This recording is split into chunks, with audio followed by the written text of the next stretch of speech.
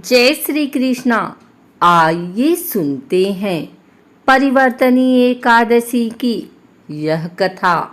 पांडुनंदन अर्जुन ने कहा, हे प्रभु, भादो के शुक्ल पक्ष की एकादशी का क्या नाम है तथा उसके व्रत का क्या विधान है?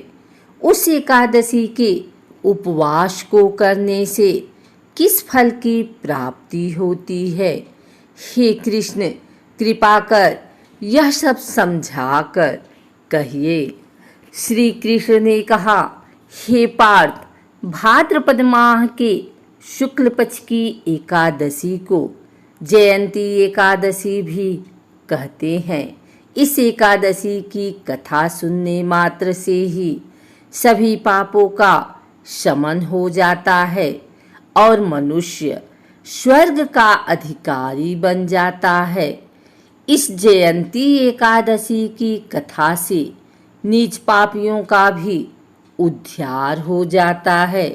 यदि कोई धर्मपरायण मनुष्य एकादशी के दिन मेरा पूजन करता है तो मैं उसको संसार की पूजा का फल देता हूँ। जो मनुष्य मेरी पूजा करता है उसे मेरे लोक की प्राप्ति होती है, इसमें तनिक भी संदेह नहीं है। जो मनुष्य इस एकादशी के दिन भगवान श्री वामन का पूजन करता है वह तीनों देवता अर्थात ब्रह्मा, विष्णु, महेश की पूजा करता है। हे पार्थ, जो मनुष्य इस एकादशी का उपवास करते हैं उन्हें इस संसार में कुछ भी करना शेष नहीं रहता। इस एकादशी के दिन भगवान विष्णु करवट बदलते हैं, इसीलिए इसे परिवर्तनी एकादशी भी कहते हैं। यह सुन विस्मित होकर अर्जुन ने कहा, हे जनार्दन, आपके वचनों को सुनकर मैं भ्रम में पड़ गया हूँ कि आप किस प्रकार सोते तथा करवट बदलते हैं। आपके बलि को क्यों बाधा और आप वामन रूप धारण करके क्या लीलाएं की? चातुर्मास्य व्रत का विधान क्या है तथा आपके शयन करने पर मनुष्य का क्या कर्तव्य है? कृपा कर सब आप विस्तार पूर्वक कहिए। भगवान श्री कृष्ण ने कहा, हे कुंती पुत्र अर्जुन, अब तुम समस्त पापों का शमन करने वाली इस कथा को ध्यान पूर्वक श्रवण करो। त्रेता युग में बलि नाम का एक असुर था। वह अत्यंत भक्त, दानी, सत्यवादी तथा ब्राह्मणों की सेवा करने वाला था। वह सदा यज्ञ, तप आदि किया करता था। अपनी इसी भक्ति के प्रभाव से वह स्वर्ग में देवेंद्र के स्थान पर राज्य करने लगा। देवराज इंद्र तथा अन्य देवता इस बात को सहन नहीं कर सके और भगवान श्री हरि के पास जाकर प्रार्थना करने लगे। अंत में मैंने वामन रूप धारण किया और तेजस्वी ब्राह्मण बालक के रूप में राजा बलि पर विजय प्राप्त की। यह सुनकर अर्जुन ने कहा, हे लीलापति, आपने वामन रूप धारण करके उस बलि को किस प्रकार जीता? कृपा कर यह सब विस्तार पूर्वक बताइए।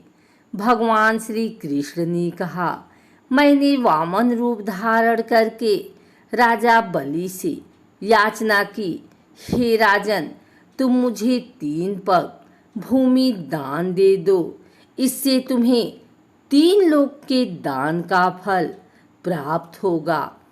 राजा बलि ने इस छोटी सी याचना को स्वीकार कर लिया और भूमि देने को तैयार हो गया। जब उसने मुझे वचन दे दिया तब मैंने अपना आकार बढ़ाया और भूलोक में पैर, भुवनलोक में जंघा, स्वर्गलोक में कमर, महलोक में पेट, जनलोक में हृदय, तपलोक में कंठ और सत्यलोक में मुख रखकर अपने शीर्ष को ऊंचा उठा लिया।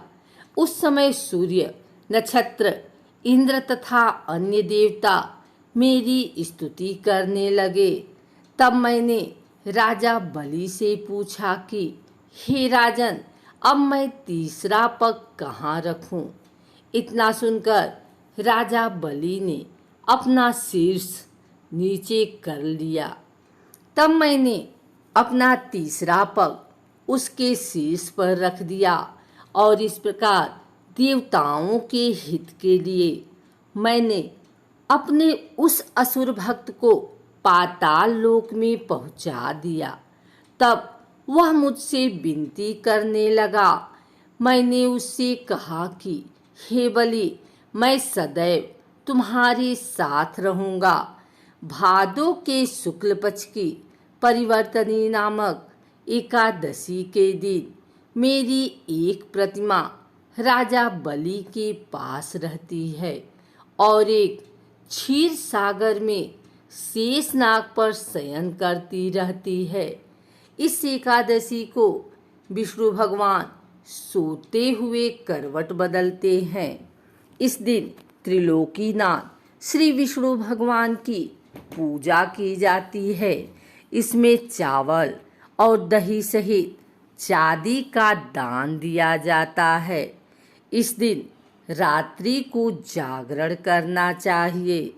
इस प्रकार उपवास करने से मनुष्य सभी पापों से मुक्त होकर स्वर्गलोक को जाता है। जो मनुष्य पापों को नष्ट करने वाली इस एकादशी व्रत की कथा सुनते हैं, उन्हें अश्वमेध यज्ञ के फल की प्राप्ति होती है। दान करने के उपरांत मनुष्य को अभिमान नहीं करना चाहिए। राजा बलि ने अभिमान किया और पाताल को चला गया। इससे इस बात का भी बोध होता है कि अति हर कार्य की बुरी होती है। अगर आपको हमारी वीडियो अच्छी लगी हो तो इसे लाइक करें, कमेंट करें, शेयर करें और हमारे चैनल भक्ति गाथा को सब्सक्राइब करके बेल नोटिफिकेशन ऑल पर सेट कर लें ताकि आगे आने वाली वीडियो सबसे पहले आप तक पहुंच सके। धन्यवाद।